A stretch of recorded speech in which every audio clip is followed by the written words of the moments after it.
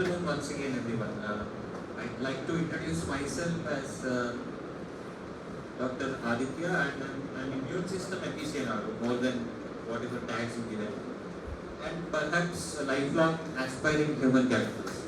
It's because I want to see healthcare create value in terms of bringing patients to productivity. So I'll start my presentation based on what Deepika and Haripriya presented, and of course our first presenter, Lohit also. So the pivoting question of my presentation is, what is the ultimate goal of healthcare? And this is actually a transcript from a real conversation. Of course, I've added in some dramatization, but I've been told it's a bad question. And of course, it is to improve patient outcomes. This is quite obvious. We've always accepted what is obvious without questioning much. And I put in a reverse question, asked them, and how do we go about that? And there was the complexity. There was no answer in particular. So then we just discussed what factors are actually involved in improving patient outcomes. So as you can see, I am a deterministic thinker. So I believe that free will does not exist, and host environment interactions cause deterministic outcomes. So in any closed ecosystem, the host and its environment are in constant interaction with each other. Like your patient, their environment, their cultural upbringing, their parenting, their children, their food, their exposure to daily lives and all. So the long and short of it is that there is no free will, and actions and reactions of both host and environment can be predicted contingent on the data we have. As long as we don't have data, unpredictability comes in.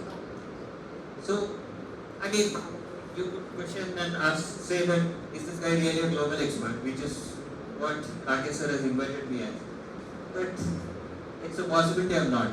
So then I'll just stop there and ask you that all predictions of both host and environment are contingent on the quality and quantity of the data we generate. So if in the future I develop SLE, you would think a male having SLE, that's unlikely. But what factors in me and the current life I'm having can predict that I will develop SLE, which is what Google has done with retina studies. So if we have enough data accruals, like someone told me not even 100 interns can do it, but I was just thinking, my next slide will tell you what data needs to be taken. That you cannot collect the entire world as a data, you only need optimization, which is what patterns do we pick out that can predict and prognosticate disease outcomes. So therefore, if we go back to our original question, which is, what is the ultimate goal of healthcare? It is to improve patient outcomes. And what data do we take? Any data which will improve patient outcomes is accrued. So what traditionally are the factors involved? So who decides these patient outcomes, by the way? It's the most autonomous individual, the patient himself or herself. They are involved in their outcomes and they are involved in their decision making. That is why there is an entity which Dr. Price nicely pointed out is shared decision making. You and I, you, the physician, and I, the patient, go together in our decision making. So therefore, all data accrued must be optimized and sufficient to reach these goals of improved patient outcomes. Right? Yeah. So problem solved, I can go home and perhaps have a cup of tea, but there's more. How do we go about accruing those data? Right? So that is the million-dollar question which has been plaguing our healthcare. We don't have connectivity with primary healthcare, we don't have connectivity with secondary healthcare. AIG doesn't talk to base hospital, base doesn't talk to global, Kamine is in Marketpalli. We are all not talking to each other. So, which is why we discovered these major groups and we are collecting data as much as possible. Right. So traditionally, medical case records have employed the following 4 domains, which are your traditional history, physical exam, labs and imaging, and generating a case analysis based on these 3 domains. Right? So we actually had a QA project on this. I think quite a few of you have participated in that. And I thank you for that. And we did actually generate some improvement in rheumatology cases back in 2021. So let's start with the first domain, which is history. Right? So I don't want to be a harsh critic here, but some of the presentations we saw actually had something along these lines. Fever with chills, low backache, vomiting, loose stools. And I don't think that's a history. I think there's a collection of symptoms. We are like Dr. Karma Martin said, that is not patient-centric. It's not having a narrative to itself. Like just now Deepika told us, this patient had pelvic swelling, she did not have it, that's why I did not get a biopsy. Okay, that's the unique narrative of the second patient. And that's the unique narrative of the first patient. And it is in these narratives that we find patterns. But these single-worded symptoms, they do not make a history. They are just a collection of symptoms. Diet mix, I have a problem with that. I will die on that hill where diet mix is a bad historical question. Right. So how do we tailor history taking to the ultimate goal of healthcare? So medical cognition begins. Let us say Dr. Deepika is sitting in a room, she's seeing a patient, and a 25-year-old lady, I think Dr. Navya presented her, she walks into your room. Deepika is subconsciously, without any data, is thinking, this patient is lean, this patient is walking with a limp, and she appears young, perhaps 25. And she requires assistance from her spouse or children, whatever, and she has subconsciously generated data which tells her this patient is currently sick, which brought her to her OP. And which is the dependence on family members, sickness, the frame, based on the frame she will assess her nutrition status and all happening subconsciously. And consciously, she asks the question, what brought you to me? And which is an open-ended question. And that's when the conversation begins. And so the patient starts presenting their concern. It's not a complaint. So please, I would ask you to change your lingo there. It's a concern. It's not a complaint. They are not, like again Dr. Martin said, nobody wants to be a patient. They become patients by their factors in life. So a good history brings out the life events of the patient instead of using a templated structure, which is what we've been doing since time immemorial. If you have dyspnea, do you get dyspnea when you take the stairs? Do you get dyspnea walking uphill? This is what we've been trained to do. But I've never taken stairs in my life, so I've always gone by lift. I still feel breathless. So this templated structure is perhaps not fitting. Instead, what brings dyspnea? An open-ended question can bring out the patient's narrative, and she will tell you or he will tell you that it has been bothering me that I cannot walk from my kitchen to the yard. That is patient-centric history taking, rather than how many meters you walk. That's very, it's a templated structure.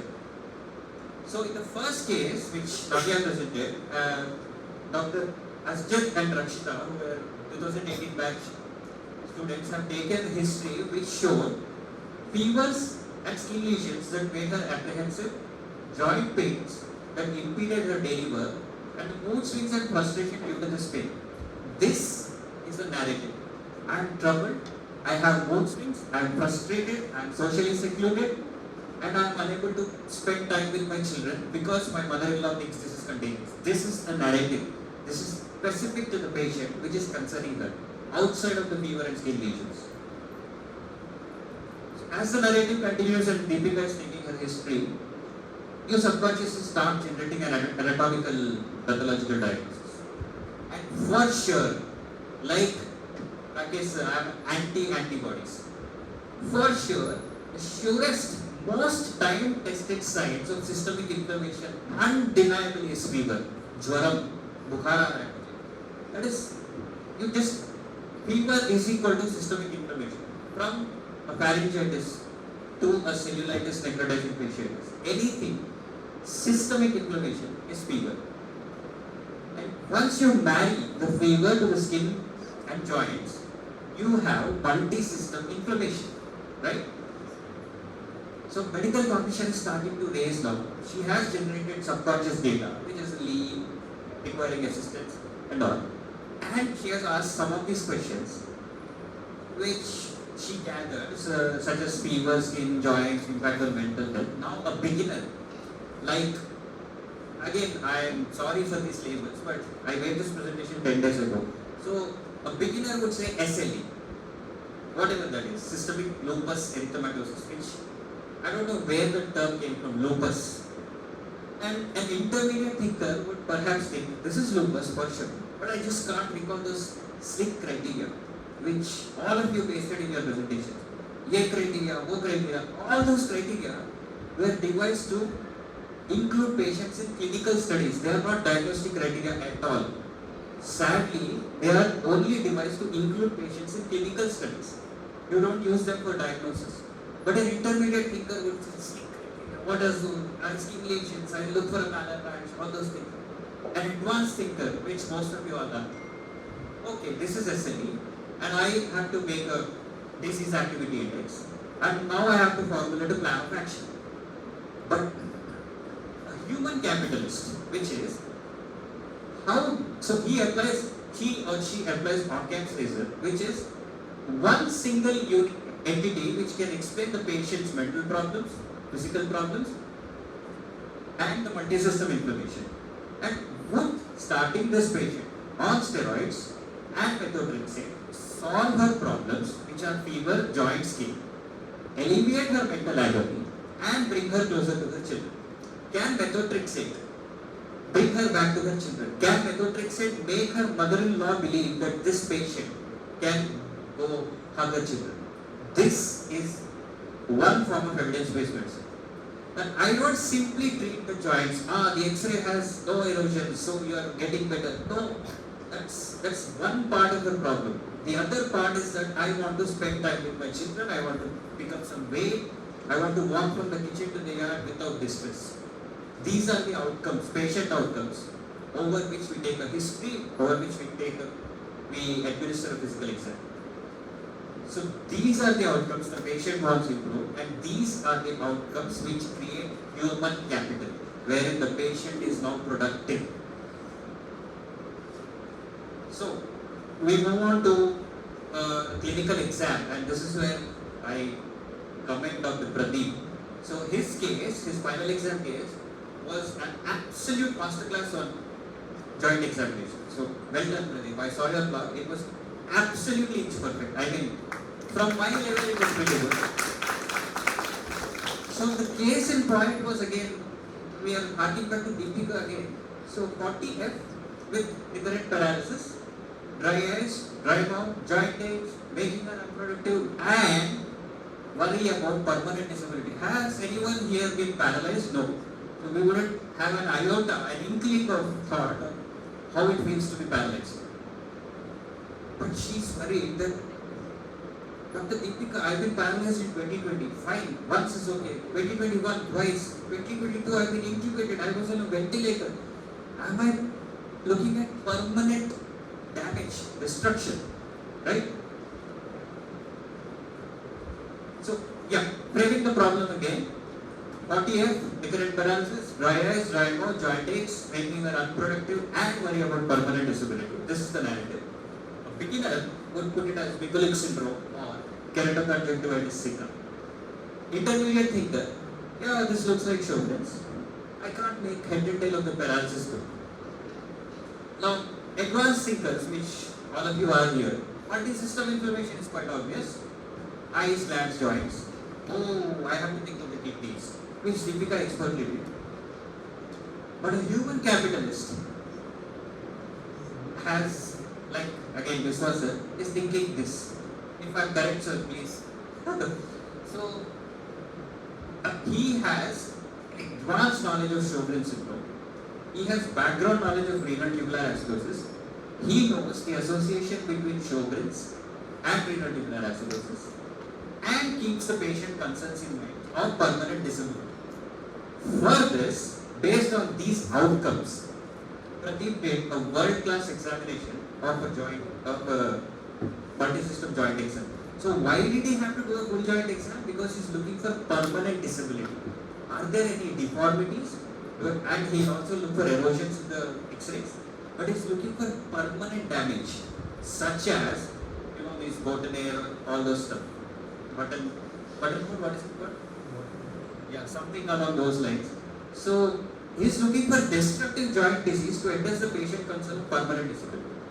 And he is also wary of renal rickets. A distal RTA will only cause, it will stop with hypokalemic paralysis, often. But you leave it unchecked, it will precipitate into a proximal RTA, which can cause renal rickets, permanent disability. So this is the knowledge you need to have to generate value. And of course, demands. Can demands stop her from having permanent disability? That's a question for you to ponder. Yeah, so this is the costliest part of in-hospital healthcare, which is labs and imaging. This is most often where doctors make or break a case. Like we've seen, even I've seen in my own career, that we pivot heavily on the ANA profile, especially in rheumatology. The ANA profile makes or breaks a case. In spite of no symptoms and positive antibodies, this is Sjogren's. Or in spite of full symptoms and no antibodies, we think something else. So this I would call it as ossified, stagnated, outdated clinical examination. So if you can see that last line, all labs and imaging data are always cross-sectional. Only the history and physical exam, which you can do daily, are dynamic. They change over time. Yeah, so same case in point.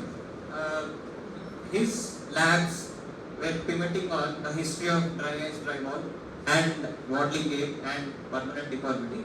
So they, of course, sort of Sjogren's syndrome with hypokalemic paralysis. So these labs were pivoting on the following criteria, which is any lab you send must explain the multi-system inflammation and also be tied to the patient goals. So the patient 1 got a biopsy which effectively confirmed your clinical diagnosis of Sjogren's. So this satisfies the following criteria of having a pathological and conclusive confirmation of Sjogren's, which is gold standard, above the ANA profile. And outcomes from previous patients can be predicted and prognosticated. And it offers well-established therapeutic options, which are DMARDs. But these can bring up interesting questions, such as, do I need to do a biopsy for every patient, or should I go for the ANA profile? But the ANA profile was compared to a biopsy as gold standard. And should I get an ESR and CRP or be Pradeep and do a full thorough joint exam? Or should I get ultrasound joints versus testing? Oh, I'm sorry, that's not CXR. But should I get X-ray joints or should I get an MR imaging of the joints? So these are pivoting on the patient goals of permanent disability. Am I addressing the permanent disability the patient is concerned about? So integrating labs, integrating physical exam and integrating history. What exactly do we mean by blooming real patient hospitals?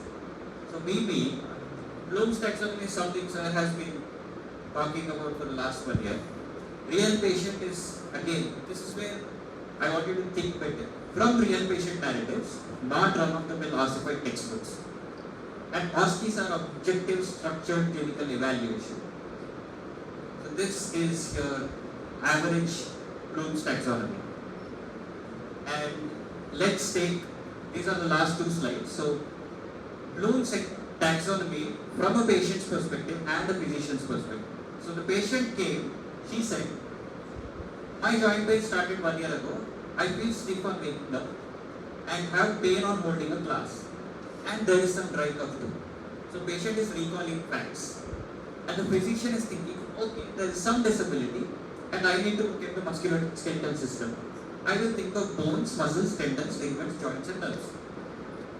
And then the patient shows some understanding of her disease and she says that I notice the stiffness withers away with work. Whenever I am working over a span of let's say 1 hour, my stiffness goes away and my hands feel better. And the physician is thinking, this looks like inflammation. We know degeneration is basically your pain worsening with activity, and inflammation is your pain getting better with activity. So we know this is inflammation relating to activity, is showing an understanding of pathology. And then the patient is applying and interpreting her problem. I know, doctor, that this is in my joints, my elbows and small joints, and my elbows and shoulders seem okay. So she knows that it's in her small joints and her large joints have been spared. And the doctor is now thinking, yes, I have to categorize the problem as chronic, symmetric, small joint polyarthritis. Now, the patient herself is presenting a vague analysis of saying, this is what happened to me when I was in President in July.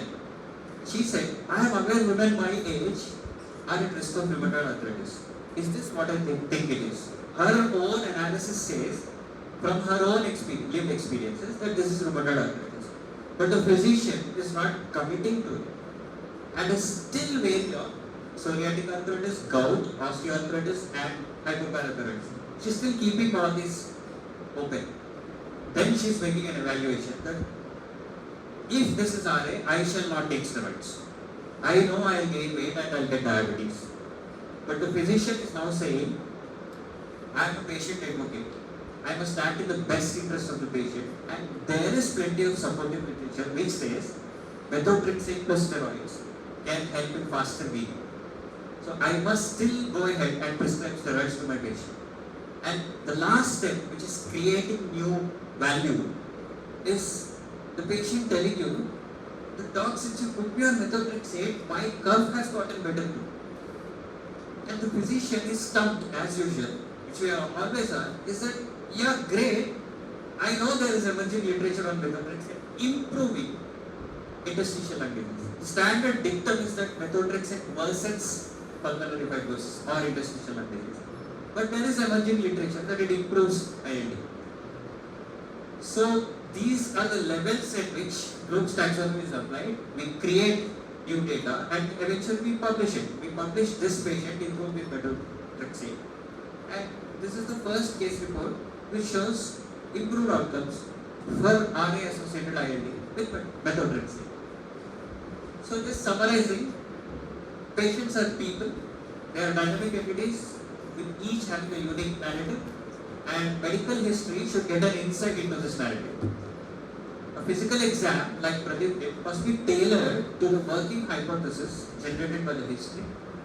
Labs and imaging can make or break a case, and case analysis and management plans are summative of patients and physicians together as demonstrated. Thanks.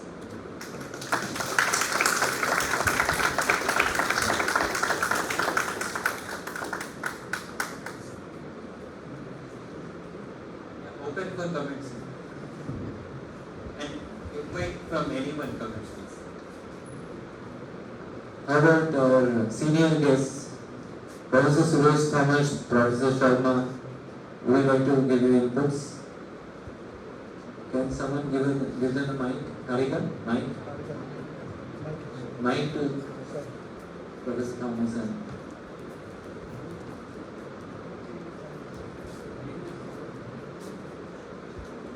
Yeah, get another mic for Aditya. Yeah.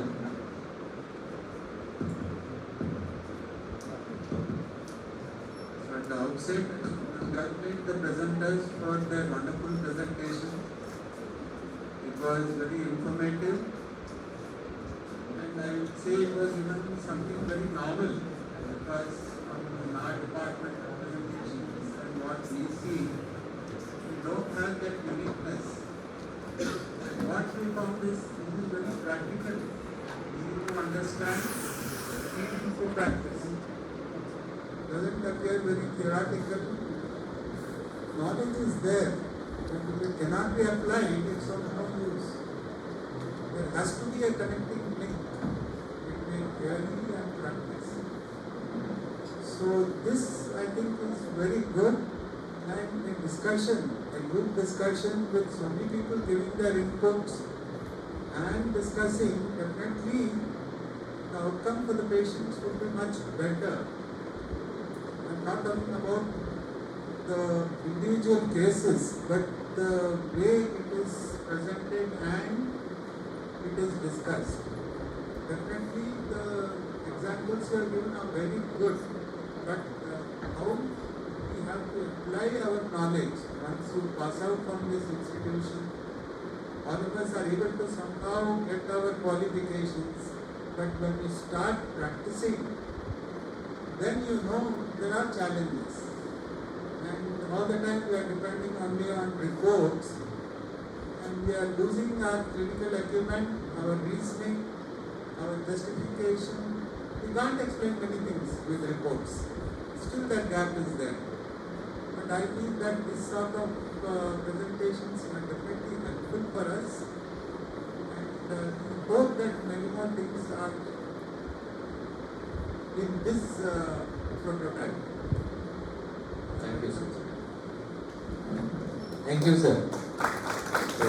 Professor Sharma, presentation with many questions are creeped up. I am a community medicine man. Thing is, in village levels, many common people, though they have a disease, told them, that they are supposed to have open questions. But thing is, for identifying the certain disorders, we generally give a structured questions in the field. The only one difference, the quality of screening for a particular disease, actually it is not a much, not sensed as a public health problem. There is many orthopedic or joint disorders. Actually, much earlier, 2 decades or 3 decades back, we have proposed that all major joint pains, actually which shows the economic burden on the villages, because the regular laborers, agricultural laborers, there is a functional ability of major joint pain supposed to be there. But thing is, not much light has been focused on this, mainly in public health point of view. But thing is that the young generation like you supposed to give what is the cost burden, the disease burden, which is exactly showing in the primary care level, mainly in the public, mainly agricultural laborers, who are supposed to act regularly. And their functional ability comes down with these type of disorders. So that primary healthcare worker friendly designing a format or system, a syndromic approach like that. I think this is needed. That is one of the things you can do at the super specialty and specialty level, so that we can do something to the public. Actually, people come to you, many people miss this refined diagnosis. Actually, workload also like that. Nearly I used to see 300 to 400 cases daily while I was sitting in the PSC medical as a PSC medical officer. We give all anti-inflammatory drugs, painkillers like that. Among them, how many diseases really have this, we don't know. So the time also don't permit. But thing is, if such a structured process being given to the field workers, I think we are going to solve at a major level, so that I think definitely a disease burden must be there, but we are not having real picture of prevalence of these diseases. Under coverage is very difficult. Communication between primary and secondary tertiary is lagging, sir, which is what Exactly, you told the first. Yes, sir. First, Primary level structured is absolutely required, sir, because we want to screen. And once they come to tertiary, we want their individual narratives. Now, thing is, I want that structured process so that we can introduce the field level. Yes, sir. That's exactly. So that is also specialists supposed to provide the structured process, not for your examination, but for survey purpose. Yes, sir. Thank you. Thank you, sir.